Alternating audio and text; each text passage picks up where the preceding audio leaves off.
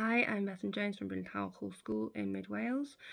and last term I co-facilitated on the National Network Conversation for resources and supporting materials within the curriculum for Wales and progression within the curriculum for Wales.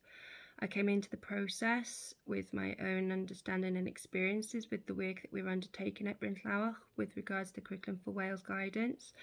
and I found the experience to be very enjoyable and fulfilling, meeting with other practitioners who are at different stages in their journey, who can share their experiences and their ideas, and being able to share my own experiences and ideas with them. I found this to be really enjoyable and really beneficial at the same time, listening to the ideas of people that are at different stages in their journeys and sharing that experience that we're all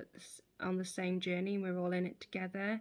giving you opportunities to develop networks and build a link with colleagues in other settings and phases is invaluable. I thoroughly enjoyed the experience.